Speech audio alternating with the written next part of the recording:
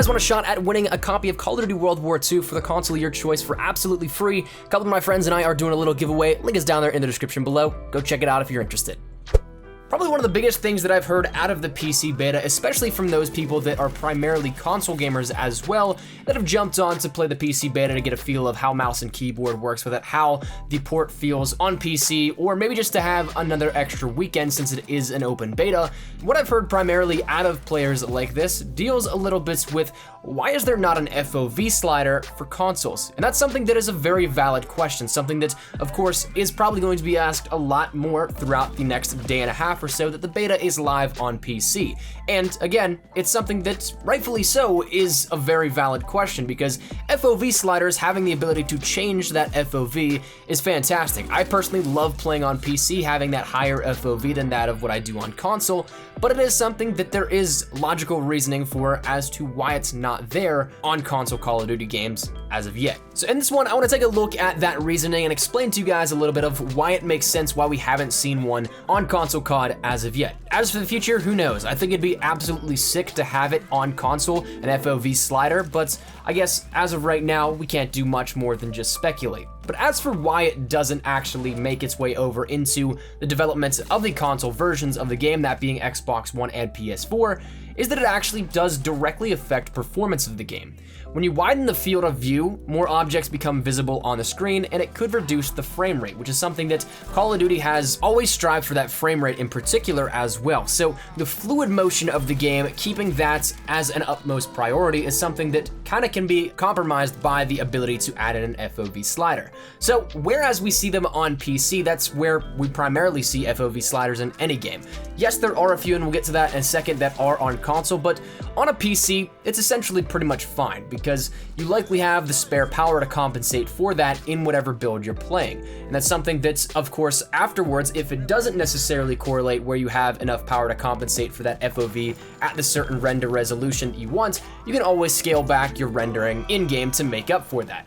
But on consoles, things like that more so have to be locked to maintain that expected level of performance. So as we mentioned, it's also the same reason other things like lighting, shaders, anti-aliasing, and other things are all really customizable on PC and why they aren't on consoles like Xbox One and PS4. Because coming back to that topic of discussion, PCs have a wide range and spectrum of performance capabilities because of the ability to interchange parts that you want here and there. The plug-and-play mentality of upgrading a PC is something that is so beautiful about that in itself, where you can essentially always have the best parts that you want, and therefore the performance is always at tip-top shape.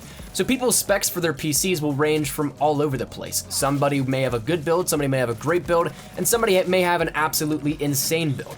Consoles like the PS4 and Xbox One strive for a uniform but also great gaming experience all around. And that's something where PC differs because you can budget what you want in terms of what you want to see for your output. Whereas consoles really try and keep that average gaming experience compared to maybe an ultra setting or a low setting, kind of find that middle ground and put it all into one for the average consumer to end up using. And that's why console generations can last so long and why like things such as 4K are now becoming a standard where they've been in the PC community and PC culture for so long already.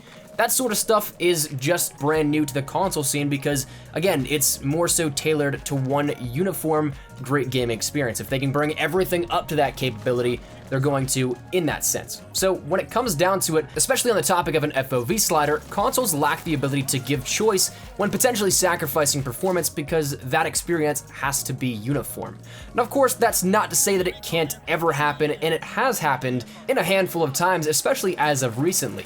If I'm not mistaken, games like Battlefield 1 and Titanfall do have FOV sliders on console, but that's also something that I'm sure that those studios put heavy focus in and a big piece of their developmental focus into creating those titles with that capability so as they don't sacrifice whenever changing that thing. Whenever you end up changing, once again, that field of view, widening it, it gives more assets to render in real time, it gives more things for the console itself to process, and I'm sure that was a huge factor in going into it. So it's definitely possible, but that's why studios like Treyarch, Infinity Ward, and Sledgehammer may not necessarily focus too much or entirely on that in their developmental process. They want to create a fluid gaming experience across the board for everybody on consoles, and whereas PC can totally afford to maybe take that risk and take a hit in performance because they may have hardware that is good enough to run that, or they may not, that comes down to user at that point. So when in development, it is something they want to try and keep it uniform, they want to keep it as fluid as possible, and therefore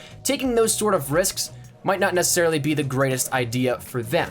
Now, of course, as fans, we'd love to see it, and I personally would love to see it as well. That's not to say that it might not happen in the future, but as for right now, up until this point, that's why we've yet to see an FOV slider on consoles in recent COD games. So, for those of you guys that have been wondering this, have been playing a little bit of the PC beta on Steam as a free-to-play open beta, that is a little bit of an explanation as to why, and hopefully that makes sense. Hopefully I brought this down to as easy as an explanation as possible, and maybe it clarifies some things for you as to why this awesome feature on PC has not been implemented on Xbox One and PS4 just yet. But that said, love to get your thoughts and feedback here on this. Would you guys like to see an FOV slider in console versions of Call of Duty World War II and Call of Duty titles moving forward, or do you not necessarily care all that much? Love to get your thoughts and feedback down there in the comment section down below, but also, that's what's gonna wrap it up. So if you guys did enjoy the video, make sure you drop a like down below. Of course, if you guys are new to the channel, make sure you guys subscribe to stay up to date with everything we have here regarding Call of Duty World War II. If you guys are interested in any of it, we're gonna be killing it with the content going up into the full launch of World War II, so make sure you hit that subscribe button so you don't miss a beat. And finally, if you guys want to follow me over on Twitter, that's the best place to get connected with me here outside of YouTube, but practically live on Twitter. So if you guys want to strike up a conversation, ask me a question, whatever it may be, link is down there in the description below. But all that said and out of the way, hope you guys have a fantastic day. Thanks so much for watching. Mine is an espresso. I'll see you guys later. Take care and peace.